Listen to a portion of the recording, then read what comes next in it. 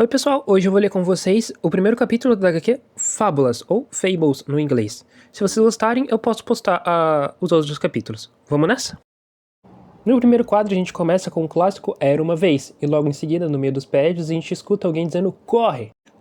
Logo em outra caixa de texto tem a seguinte frase: numa terra fictícia chamada Cidade de Nova York, onde a gente vê o passageiro dizendo se não dá pra ir mais depressa no táxi. E o taxista diz que é para o cara se acalmar, que ele tá fazendo do taxista um cara muito nervoso.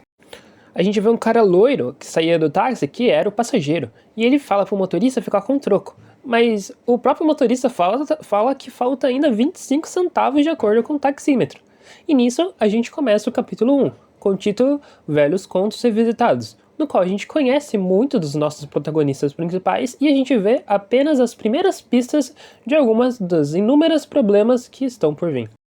A gente observa o personagem loiro correndo em direção a uma porta, passando por 2 portões de ferro, entrando no apartamento de luxo, o Bosque. O porteiro, ele fica surpreso com a aparição desse personagem, pois diz que não vem ali faz um bom tempo, chamando ele de Jack no original. E Jack quer dizer o João do pé de feijão. Esse era o nome original dele nos contos, Jack. Mas é o João do pé de feijão. Tanto é que quando o João, o Jack, vou chamar ele de Jack, quando o Jack, ele se refere o porteiro, ele chama ele de Johnny no original, mas na tradução tá como Joãozinho. Então eu não sei muito bem que conto é o Joãozinho, mas no original é Johnny. Pode ser só um figurante também, não sei. O faxineiro também é super educado com ele, o cumprimentando, mas o Jack, ele corre, é curto e grosso, dizendo que tá sem tempo, subindo as escadas direto para as salas da gerência.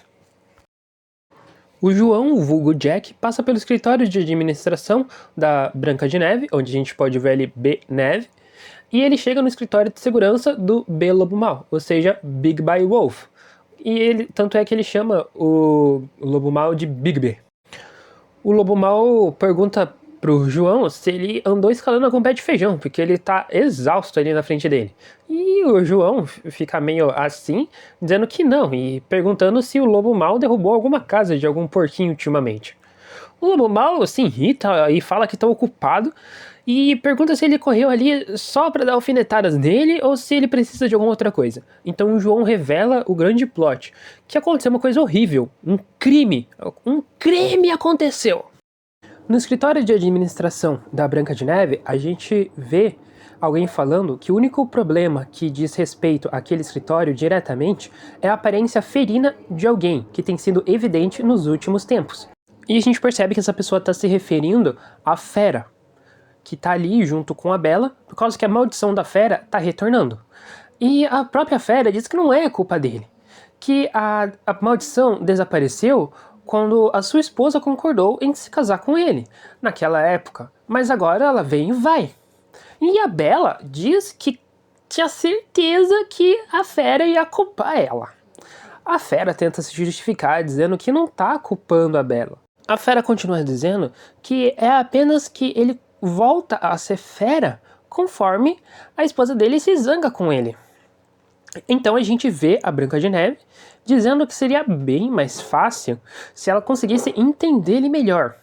Porque quando a Fera fala, tanto no original quanto em português, ela fala com várias palavras erradas. A gente já vai entender o porquê.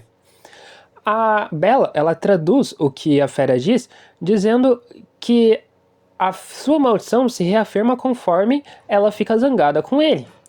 Mas ela se justifica também dizendo para ela tentar entender, a Branca de Neve tentar entender, que a Bella e a Fera estão casados há quase 1000 anos. Então é meio difícil não ter alguns altos e baixos pelo caminho. Ninguém pode ser alegre, perfeitamente feliz e apaixonado por tanto tempo. A Fera finalmente explica que é esse período transicional que é o problema, que as presas dele cresceram mais que a boca. A boca dele ainda não cresceu o suficiente para elas se encaixarem, por isso ele fala engraçado. A Branca de Neve fala que, por mais que ela se solidarize com as dificuldades matrimoniais do casal, eles não têm dinheiro suficiente nem para as coisas básicas governamentais. E ela ainda vai além, que mesmo se eles tivessem, ela não permitiria deles se envolverem nesses assuntos. Ela diz que os mundanos, eles podem esperar que os governos resolvam os problemas deles, mas na comunidade das fábulas, eles esperam que cada um viva suas próprias vidas. A única preocupação dela é que no momento o casal está violando a lei mais vital deles, que nenhuma fábula deve, por ação ou por inércia, fazer com que a natureza fantástica deles se torne conhecida pelo mundo mundano.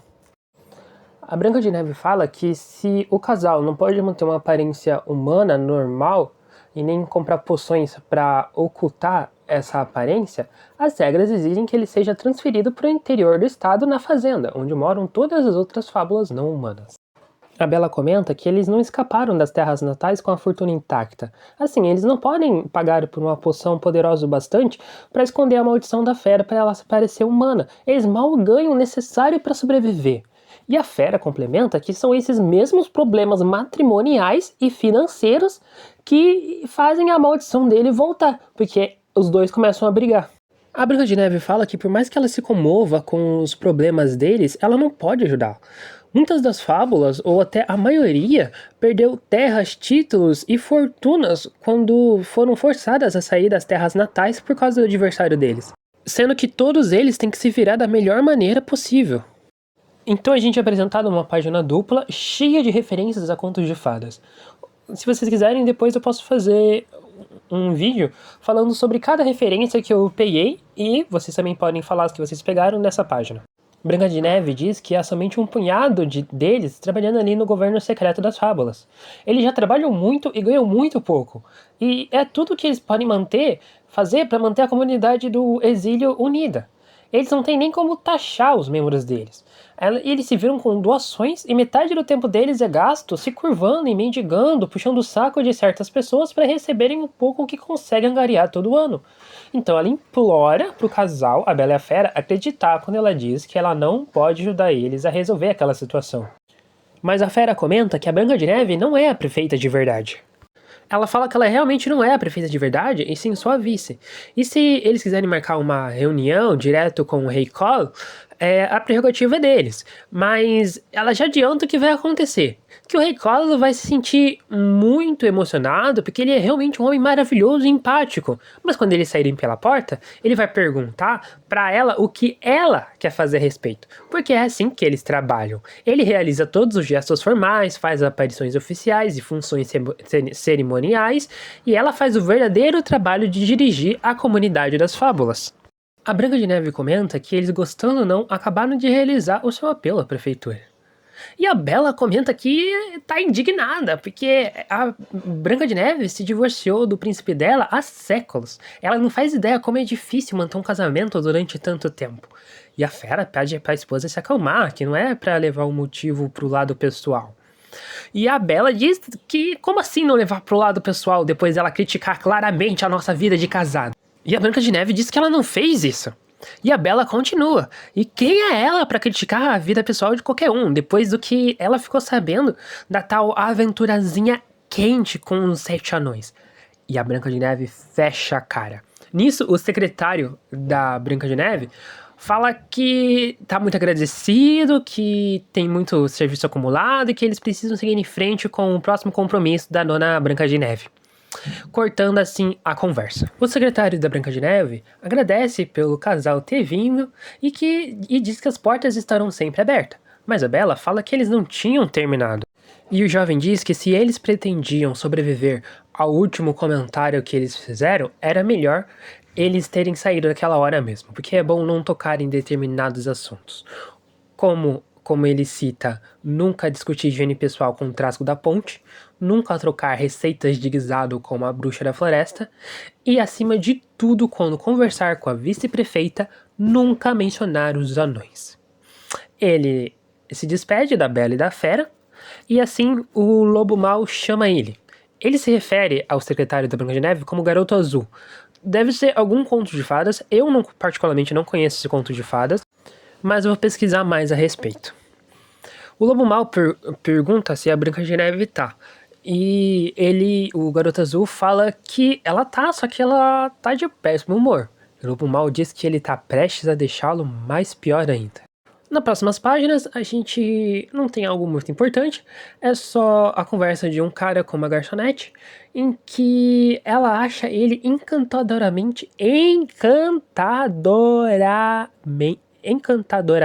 inteligente. Eu achei importante falar essa palavra. Ele diz que ele não tem um centavo no bolso, mas ele adorou a conversa que os dois tiveram. Então a garçonete se propõe a pagar a conta pra ele e pergunta pra ele se ele não quer ir pra casa dela. Então ela pergunta pra ele qual é o nome dele. Então ele se revela que ele é o príncipe encantado. E ela pergunta, tá, mas qual é o seu nome de verdade? E ele fala que ele tem vergonha de admitir que teria que pegar a carteira dele pra lembrar qual é a identidade que ele tá usando agora. E pergunta se isso é realmente importante pra ocasião. A Branca de Neve pergunta pro Lobo Mau do que ele precisa, porque ela tá meio ocupada no momento. Então ele fala que ela precisa se preparar para algumas más notícias. Branca fala pro Lobo não ser tão dramático e que ela já sabe que o ex dela tá de volta, no caso, o Príncipe Encantado. Ao que parece, ele finalmente conseguiu abusar da hospitalidade até mesmo dos integrantes mais lesos da realeza europeia. O Lobo Mau diz que aquilo não é sobre o Príncipe Encantado, mas sim sobre a irmã dela, a Rosa Vermelha. A Branca pergunta o que foi que ela fez dessa vez. E o Lobo Mau diz que ele recebeu uma informação não confirmada de que ela desapareceu, provavelmente vítima de violência. A Branca de Neve fica chocada e pergunta como isso aconteceu. O Lobo Mau fala que o namorado dela esteve ali para informar que encontrou o apartamento dela todo detonado naquela manhã. E daí a Branca de Neve fica aliviada perguntando se é só isso. Branca diz que, pelo que ela sabe, o apartamento de Rosa é detonado com certa regularidade. Mas o Lobo Mau diz que ele receia que desta vez seja diferente. Ele soube que há sangue no local, bastante sangue. Ele tá indo no local investigar, mas achou que a Branca de Neve ia querer saber imediatamente. A Branca de Neve disse que ela queria sim ser informada, e que ela vai com o Lobo Mau. O que ele diz que não acha que é uma boa ideia. Não até ele avaliar a situação. Mas ela não tá nem aí porque ele acha ou pensa se é uma boa ou uma ideia. Ela é a irmã dela e ela é a chefe do Lobo Mau, então ela vai com ele. Mas o Lobo Mau reforça que só contou pra Branca de Neve por cortesia e que não vai deixar uma amadora pisotear e destruir as provas. Mas a Branca conclui dizendo que se o Lobo Mau não gostar, ele que arrume as coisas dele e saia do prédio.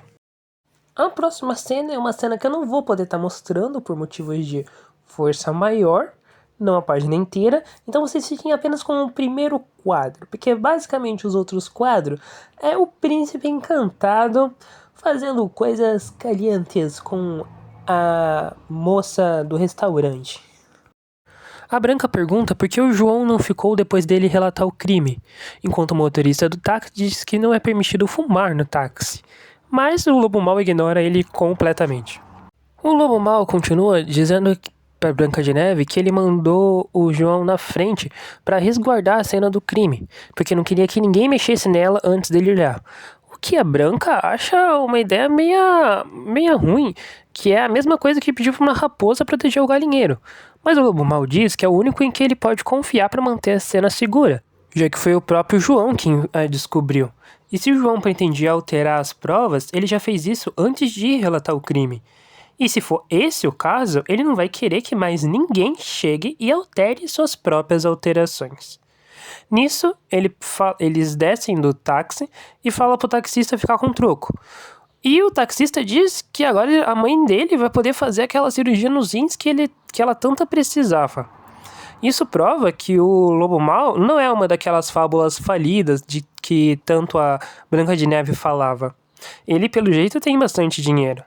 A Branca de Neve ainda assim fica preocupada, dizendo que não confia no João e não entende o que a sua irmã viu naquele cara.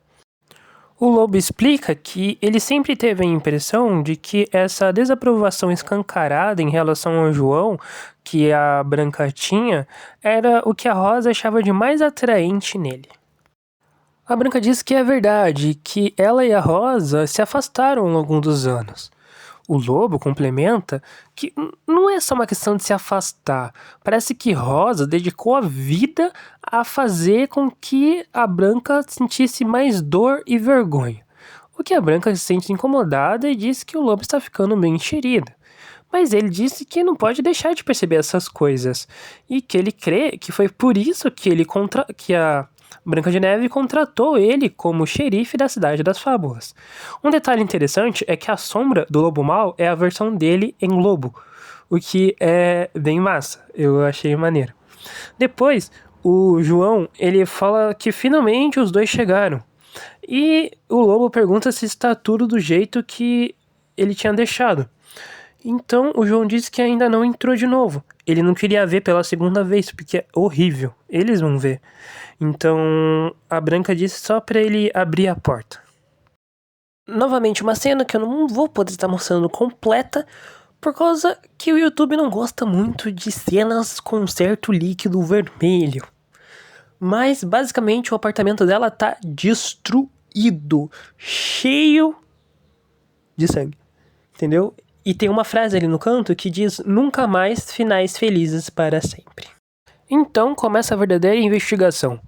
O Lobo Mau pede para Branca de Neve segurar o cigarro dele e que ele precisa dos sentidos totalmente apurados. Ele diz que esse acontecimento deve ficar somente entre a comunidade das fábulas e que ninguém deve avisar a polícia mundana.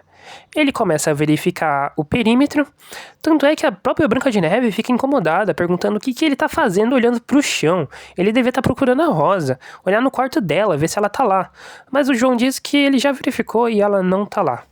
No caso, o Lobo Mau disse pros dois calarem a boca e deixar ele trabalhar. A Branca de Neve diz que ela é irmã dela e ela vai falar quando ela quiser. Então o Lobo Mau fala pro João que se ela abrir a boca de novo, ele tem toda a permissão pra fazer ela desmaiar e levá-la pra casa. Então a Branca de Neve diz que tudo bem, ela entendeu e ela vai ficar quieta por enquanto. E até ameaça o João dizendo que se ele encostar uma única mão nela, ele vai se arrepender. As próximas cenas são basicamente o Lobo Mau investigando a casa, vendo cada detalhe, cada ponto. Depois de analisar tudo, o Lobo Mau diz que vai levar o João preso. O João fica chocado, perguntando por quê, e o Lobo Mau diz se isso importa. E daí ele diz que, digamos que é por causa que você vai resistir à prisão. E daí o João diz que ele não fez nada. E chama o Lobo Mau de megalomaníaco. Ai, que palavra difícil. E daí e tenta dar um socão no Lobo Mau. O que o Lobo Mau diz que agora ele pode somar tentativa de agressão às acusações. Brincando até dizendo que um dia o João já foi esperto, mas nunca inteligente. O João diz que isso é abuso de autoridade e ele tem até uma testemunha, no caso, a Branca de Neve. Mas o Lobo Mau diz para ele calar a boca antes que ele pense em outras acusações para jogar nas costas dele. A Branca de Neve fica chocada, perguntando se foi ele. O que o Lobo Mau diz que eles ainda vão ver. Essa é a história de roteiro de Bill Willigan. E eu tenho a edição de luxo, então os artistas são tanto da saga 1 quanto da saga 2. Então, os artistas das duas sagas são Lan Medina, Mark Buckingham, Steve Laioha e Craig Hamilton. Eu acho que é assim que se fala o nome deles. E como eu tenho a edição de luxo, daí tem as duas sagas. A primeira saga que é Lendas no Exílio e a segunda que é Revolução dos Bichos. Vocês gostaram? Querem que eu continue? Eu posso continuar. Deixa nos comentários, curte o vídeo e a gente se vê no próximo vídeo. Falou, beijos!